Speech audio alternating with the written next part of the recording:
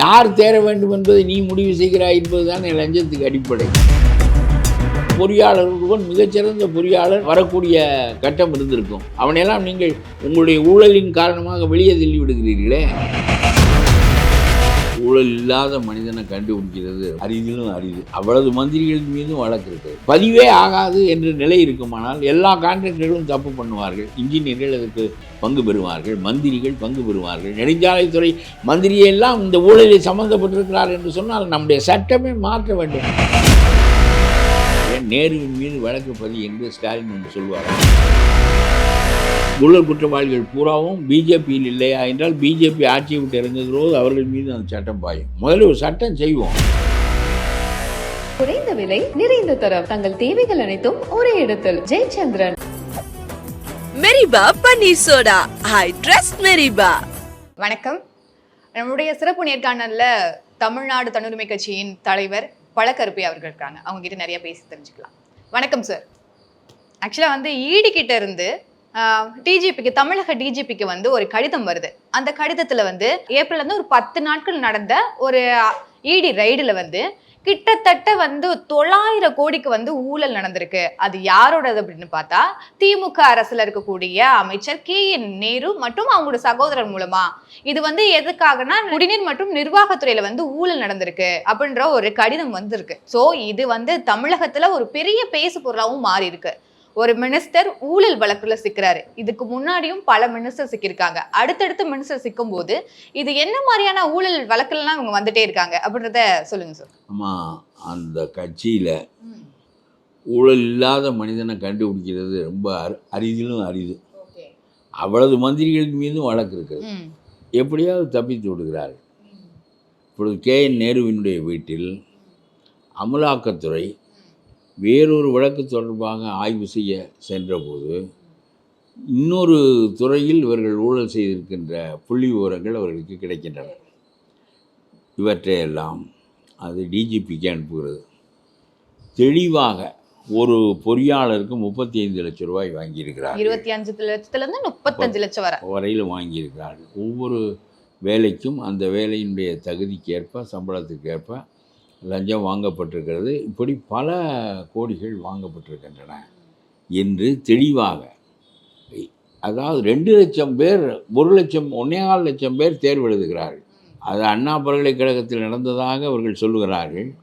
அண்ணா பல்கலைக்கழகத்தையும் சேர்த்து விசாரணைக்கு உட்படுத்த வேண்டும். ஆகவே தேர்வு எழுதி முறைப்படி அந்த எண்கள் தேறியவர்கள் வெளிப்படுத்தப்பட்ட எண்கள் வெளியாகியிருக்கின்றன என்று அவர்கள் சொல்லுகிறார்கள். யார் தேர வேண்டும் என்பதை நீ முடிவு செய்கிறாய் என்பதுதான் லஞ்சத்துக்கு அடிப்படை. எழுதியவன் 1.25 லட்சம் பேர், தேர்ச்சிக்கு வந்தவன், விசாரணைக்கு வந்தவன், நேர்முக தேர்வுக்கு வந்தவன் 7000 பேர். அதில் 2000 பேருக்கு வேலை கொடுக்கப்பட்டிருக்கிறது. 150 வேலைகள் ரொம்ப வலிமையான பெரிய சம்பளமுடைய வேலைகள். யார் தேர வேண்டும் என்பதை நீதானே முடிவு செய்கிறாய். பல்கலைக்கழகங்கள் முன்னோடு ஒத்துழைக்கின்றன. நியாயமாக நீ நான் இவர் 5 பேர் சேர்ந்தால் ஒருவனோடு ஒத்து வர மாட்டான் என்பதற்காக பல முகங்கள் அதில் ஒன்று சேர்கின்றன. ஆனால் இவர்கள் எல்லோரும் ஒத்து போகிறார்கள். கெடுத்து விட்டார்கள் நாட்டையே. இல்லை என்றால் ஒரு பல்கலைக்கழகத்தை உட்படுத்த முடியுமா இதற்கு? அவர் சொல்லுகிறார் பல்கலைக்கழகத்தையும் விசாரிக்க வேண்டும் என்று சொல்லுகிறார். ஆக எவ்வளவு பெரிய வேலையில்லா திண்டாட்டம் இருந்தால் 1.25 லட்சம் பேர் எழுதுவார்கள். அதில் 2000 பேர் வேலை பெறுவதற்கு 1.25 லட்சம் பேர் முயலுகிறார்கள். நான் கேட்கிறேன், 35 லட்சம் அதில் ஒதுக்கீட்டு கொள்கை பின்பற்றப்பட்டிருக்கிறது என்கிறார்கள். உண்மைதான். ஒதுக்கீட்டு கொள்கையில் 35 லட்சம் வைத்திருக்கின்ற பிற்படுத்தப்பட்டவன் இடத்தை பெறுகிறான். 35 லட்சம் வைத்திருக்காத திறமையுடைய ஒருவன், அவனும் பிற்பட்டவன் தான், அவன் தான் அந்த இடத்தை பெறாமல் போய்விடுகிறான். நான் சொல்கிறேன், நீ அந்த கொள்கையை கடைப்பிடிக்கிறா என்பது சரி, கடைப்பிடிக்காமல் முடியாது. அதில் பிற்படுத்தப்பட்டவர்கள் தான் தமிழ்நாட்டில் 90% பேர் பிற்படுத்தப்பட்ட பட்டியலில் தான் இருக்கிறார்கள். தெரியுதா உனக்கு? எல்லா பெரிய சமூகங்களும் பிற்படுத்தப்பட்ட பட்டியலில் இருக்கின்றன. எல்லா அடிமட்ட வகுப்புகளும் இருக்கின்றன. ஏறத்தாழ ஒரு 7-10 பேர் ரொம்ப சின்ன சின்ன ஜாதிகள் தான் அதில் விடுபட்டு விட்டனவே தவிர, ஏனென்றால் எந்த பெரிய ஜாதியும் நீங்கள் தள்ள முடியாது, எந்த சிறிய ஜாதியையும் தள்ள முடியும். பெரிய ஜாதியை தள்ளிவிட்டு ஓட்டு யாரிடம் பெறுவாய்? அதனாலே எல்லாரும் தமிழ்நாட்டில் பிற்பட்ட வகுப்பில் தான் இருக்கிறார்கள். ஒரு 7-10 சமூகங்கள் தவிர. ஒரு இந்த அந்த பிள்ளைமார், இந்த பிள்ளைமார், ஆற்காடு முதலியார், இந்த மாதிரி ஏதாவது இருக்கும். எனக்கு பட்டியல் விடுபட்டவர்கள் பேர் நினைவில்லை இல்லை. 10% தான் இருக்கிறார்கள். மிச்சம் பூராவும் உள்ளே இருக்கிற காரணத்தினால் இவர்களில் பணம் வைத்திருக்கிறவர்கள்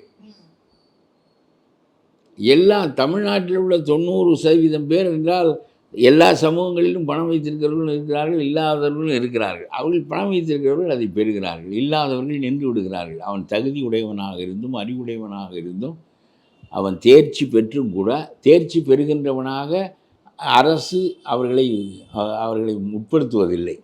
இதில் அவ்வளவு களவாணித்தான் நடக்கிறது. பல்கலைக்கழகம் தேர்ச்சி செய்கிறவர்கள் எல்லோரையும் உள்ளடக்கி கொண்டு இவ்வளவு பெரிய ஊழலை செய்கிறார்கள். நான் சொல்கிறேன், அதனாலே தமிழ் சமூகம் பாதிக்கப்படுகிறது. இல்லாதவன் பாதிக்கப்படுகிறான், திறமையுடையவன் பாதிக்கப்படுகிறான்.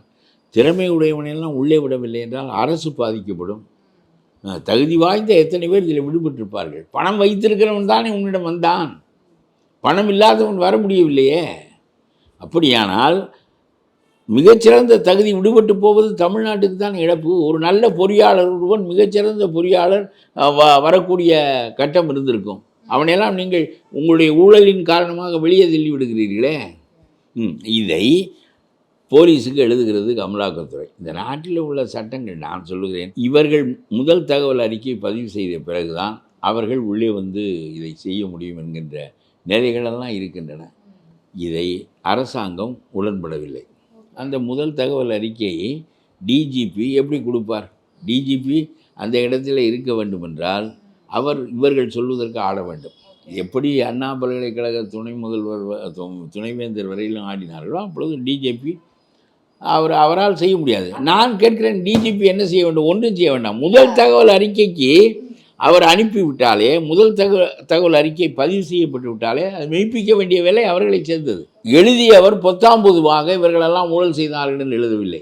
எவ்வளவு ரூபாய் வாங்கப்பட்டிருக்கிறது, யாரிடம் வாங்கப்பட்டிருக்கிறது, எத்தனை, இதில் என்னென்ன பித்தலாட்டங்கள் செய்யப்பட்டிருக்கின்றன என்றெல்லாம் அவர்கள் தெளிவாக எழுதியிருக்கிறார். அதோட சேர்த்து உயர் அதிகாரிகளுக்கும் இது பகிர்ந்து கொடுக்கப்பட்டிருக்குது.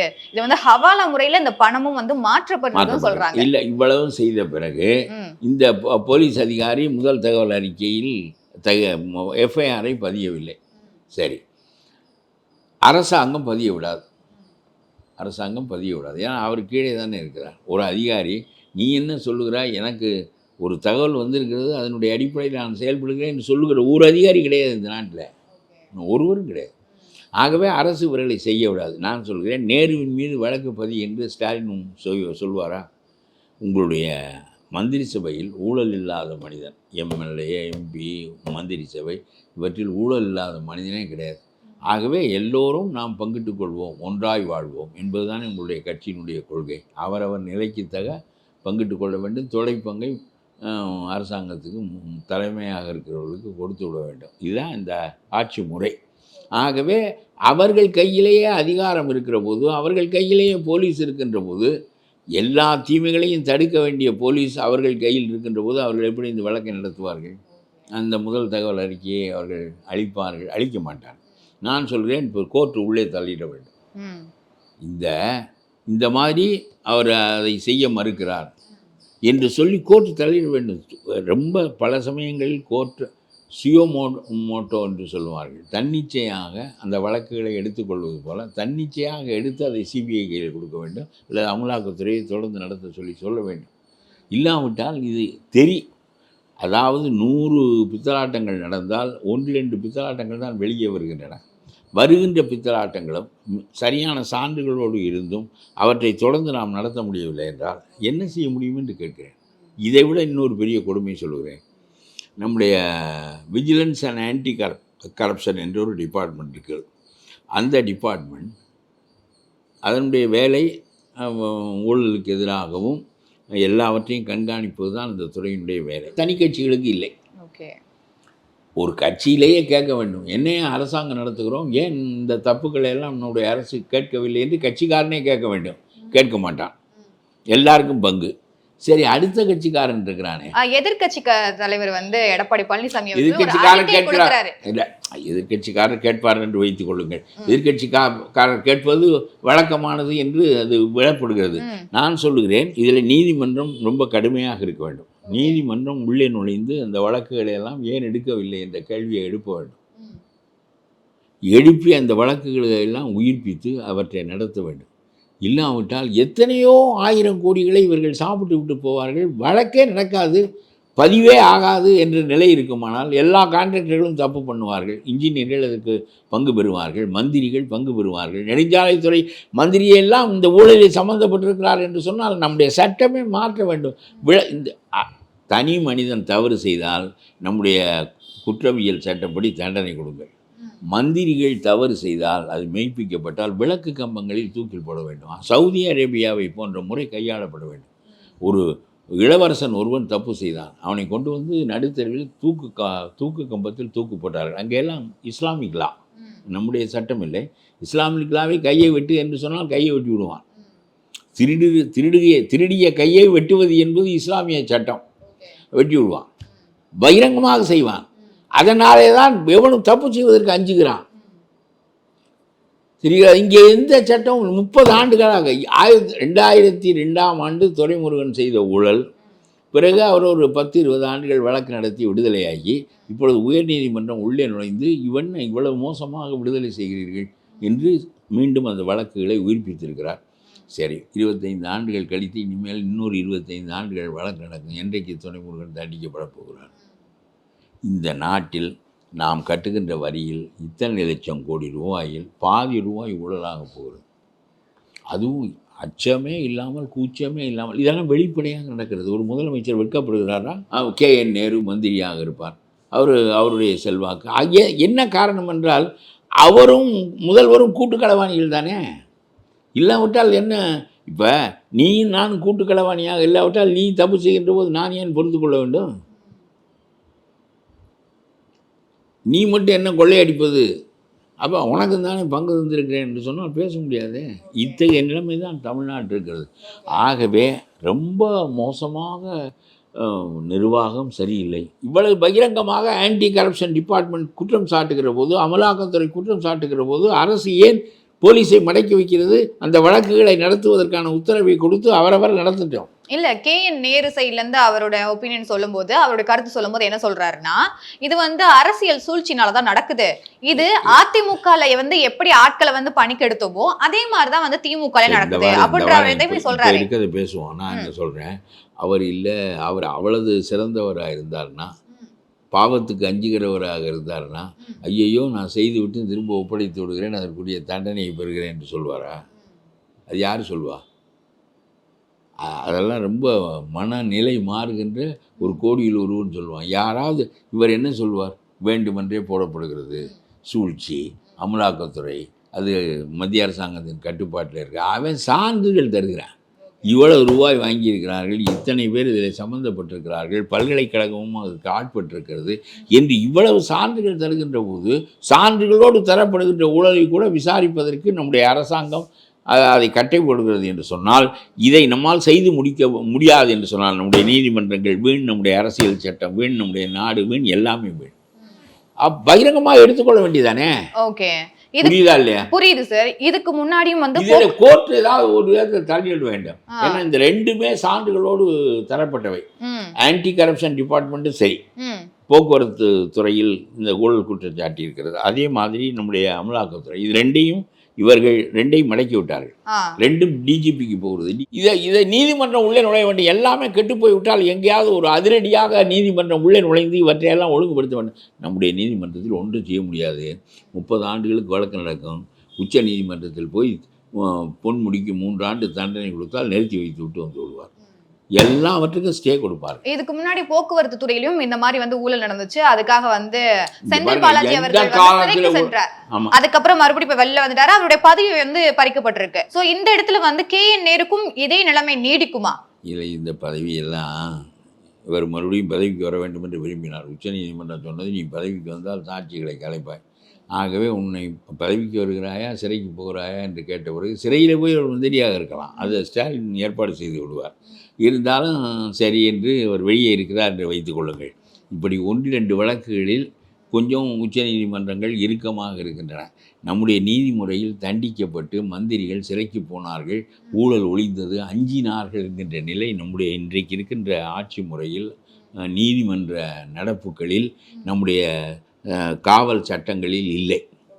அதனால்தான் எனக்கு தெரிய அது தப்பாக ரொம்ப வரவேற்கப்பட வேண்டிய சட்டம் என்று சொல்ல முடியாது. 31 நாட்கள் 5 ஆண்டுகள் தண்டிக்கப்படக்கூடிய குற்றத்தை ஒருவன் செய்திருந்து அந்த தண்டனை 5 ஆண்டுகளுக்கு உரியதாக இருந்தால், அவ்வளோ பெரிய குற்றமாக இருந்தால் 31 நாட்கள் தொடர்ந்து சிறையில் இருந்தால் அவனுடைய மந்திரி பதவி தானாகவே பறிபோய்விடும் என்று சட்டம் கொண்டு வரப்பட்டிருக்கிறது பாராளுமன்றத்தில். இந்த சட்டத்தை 31 நாள் ரொம்ப குறைவானது, அது இது என்றெல்லாம் பேசுகிறார்கள். பழி வாங்குவதற்கு பயன்படுத்துவார்கள் என்றெல்லாம் சொல்லுகிறார்கள். பழி வாங்குவதற்கு 5 ஆண்டு தண்டனைக்குரிய குற்றத்தை இவன் செய்திருந்தால் தான் அவனை என்னையும் உன்னையும் கொண்டு போய் நிறுத்த முடியுமா? அதில் அந்த பதவிக்குரிய தப்பை அவன் செய்திருந்தால், பதவியில் இருக்கின்ற போது அவன் செய்திருந்தால் கொண்டு போய் நிறுத்துவார்கள். நான் ஏன் 31 நாளுங்கிறது, இந்த மாதிரி ஒரு சட்டம் 75 ஆண்டு சுதந்திர இந்தியாவில் செய்யப்படவில்லை. இப்பொழுது ஏன் செய்யப்படுகிறது? செந்தில் பாலாஜி சிறையில் இருந்து கொண்டு மந்திரியாக இருக்கிறார். அப்புறம் கெஜ்ரிவால் முதலமைச்சராக சிறைச்சாலையிலேயே உட்கார்ந்து கொண்டு கோப்புகளை பார்க்கிறார், அரசாங்கம் நடத்துகிறார். இப்படி குற்றவாளிகளெல்லாம் நேரடியாக சிறைச்சாலைகளை தங்களுடைய வீடுகளைப் போல பயன்படுத்தி கொள்ளுகின்ற நிலை ஏற்பட்டு விடுமானால், இது போன்ற சட்டங்களை தவிர அதுக்கு வேறு கதியே இல்லை. நான் எந்த ஒன்றையும் பிஜேபி செய்வதெல்லாம் ஆதரிக்கின்றவன் இல்லை, அவனுடைய இந்துத்துவா கொள்கையோடு பொருந்தி போகின்றவன் இல்லை நான். ஆனாலும் சொல்லுகிறேன், இந்த ஊழலை ஒழிப்பதற்கு 75 ஆண்டுகளாக முடியவில்லை. திமுக, மம்தா, லல்லு, பீகார், இன்னொரு தரம் அந்த குடும்பம் புருஷனும் பொண்டாட்டியும் கொள்ளையடித்து ஒரு 20 ஆண்டுகள் பீகாரை வாட்டி எடுத்தது போக, இப்பொழுது மறுபடியும் அவருடைய மகன் 20 ஆண்டுகளுக்கு பிறகு திரும்பி வருகிறார். நான் சொல்கிறேன், நான் இப்போ மோடி ஆட்சி போக வேண்டும் என்று கருதுகின்றவர்களில் நான் ஒருவன். பிஜேபியினுடைய அந்த பாகுபாடான கொள்கைகளில் எனக்கு உடன்பாடு இல்லை. அது இந்த இந்துத்துவா, இவன் இந்து, அவன் அதெல்லாம் இந்திய குடிமகன் என்றால் இந்திய குடிமகன் அவ்வளவுதான் என்று எவனும் மதத்தின் காரணமாக தனியாக அவனை தனித்துவமாக நடத்துகின்ற போக்கு இருந்தால் அது பாகிஸ்தானாக ஆகிவிடும். அதில் எனக்கு உடன்பாடு இல்லை. ஆனாலும் கூட இந்த ஊழல் குற்றவாளிகள் பூராவும் பிஜேபியில் இல்லையா என்றால், பிஜேபி ஆட்சியை விட்டு இறங்குகிறோது அவர்கள் மீது அந்த சட்டம் பாயும். முதல்ல ஒரு சட்டம் செய்வோம். இப்பொழுது இருக்கின்றவர்களை மம்தாவெல்லாம் பயங்கரமான ஊழல். 25 லட்ச ரூபாய் ஒரு வாத்தியார் வேலைக்கு வாங்கி கொண்டு 25,000 பேரை போட்டார்கள். 25,000 பேர் கோர்ட்டு வீட்டுக்கு போயின்னு சொல்லிவிட்டது. அவன் என்ன கதி ஆவான்? நகையை விட்டு, அதை விட்டு, இதை விட்டு, வீட்டை விட்டு, சொத்தை விட்டு, இந்த சம்பளம் கிடைக்குமே என்பதற்காக இவன் இந்த லஞ்சத்தை மம்தா அரசாங்கத்துக்கு கொடுத்து 25,000 பேர் வீட்டுக்கு போக சொல்லிவிட்டது கோர்ட். அவ்வளவு பேரும் தகுதி இல்லாதவர்கள். இப்பொழுது KN நேருவினுடைய அமைப்பிலே எடுக்கப்பட்டிருக்கிறவர்களெல்லாம் தகுதியுடையவர்களாக இருக்கவே மாட்டார்கள். தகுதியுடையவனெல்லாம் வெளியே நிற்பான். ரொம்ப சிறந்த இன்ஜினியராக இந்த நாட்டையே மாற்றி அமைக்கக்கூடியவனெல்லாம் வெளியே நிற்பான். இவர்களுக்கு பணம் கொடுத்தவன் உள்ளே வருவான். ஆகவே நான் சொல்லுகிறேன், கோர்ட் இதற்கு ஒரு முடிவு காண வேண்டும். அதை எல்லாவற்றையும் எடுத்துக்கொண்டு 2 வழக்கையும் எடுக்க வேண்டும். ஆன்டி கரப்ஷனில் சாலைகள் சரியாக போடப்படாத வழக்கையும், சரி, இந்த KN நேருவினுடைய இந்த உள்ளாட்சித்துறை சம்பந்தப்பட்ட வழக்குகளையும் நீதிமன்றம் உள்ளே நுழைந்து எடுத்து அதை தனியாக விசாரித்து, ஒவ்வொரு கேஸையும் 30 வருஷம் நடத்தினால் விளங்குமா? தனி நீதிமன்றம் வைத்தீர்களே, சிறப்பு நீதிமன்றம் அரசியல்வாதிகளுக்கு என்ன மாறுதல் வந்திருக்கிறது? ஒரு மாறுதலும் வரவில்லை. எல்லாம் சொல்லிக்கொண்டே இருக்க வேண்டியதான். இந்த வழக்கு அடுத்த நீதிமன்றம் பொன்முடி நிறுத்தி வைப்பார் தண்டனையை. அப்புறம் உச்ச நீதிமன்றம் 11 நீதிபதியும் கூடி அந்த நீதிபதிகள் போய் விடுவார்கள். வழக்குக்கு ஆட்பட்டவனும் போய் சேர்ந்து விடுவான். கல்லறைகளில் தான் இவர்கள் மீது வழக்கு நடத்த வேண்டும். இது இந்த நாட்டினுடைய நீதி அமைப்பு முறையே சரியில்லை. என்ன, காலத்துக்குட்பட்டு குற்றம் செய்தவர்களை, அதுவும் குறிப்பாக அரசியல்வாதிகளை தண்டிக்கக்கூடிய ஆற்றல் உடையதாக நம்முடைய நீதி அமைப்பு இல்லை. அவர்களெல்லாம் இந்த அடுத்தடுத்த நீதிமன்றங்களுக்கு போகலாம் என்கின்ற சலுகையை பயன்படுத்தி கொண்டு 30 ஆண்டுகளுக்கு வழக்கு நடத்துகிறார்கள். அவர்கள் வாழ்நாளை முடித்து கொண்டு தான் அவர்கள் போய்விடுகிறார்கள். அவருடைய சொத்துக்களை அவருடைய சந்ததிகள் ஆளுகிறார்கள். என்னுடைய கருத்து, இறைவன் ஒருவன் இருக்கின்றான், அவன்தான் மிகச்சிறந்த நீதிபதி, சாட்சிகள் தேவைப்படாதவன், அவன் தண்டிப்பான் என்பது எனக்கு உள்ள நம்பிக்கை. அவர்களுக்கு அந்த நம்பிக்கை கிடையாது. குறைந்த விலை, நிறைந்த தரம், தங்கள் தேவைகள் அனைத்தும் ஒரே இடத்தில். ஜெயச்சந்திரன். மெரிபா பன்னீர் சோடா. I trust மெரிபா.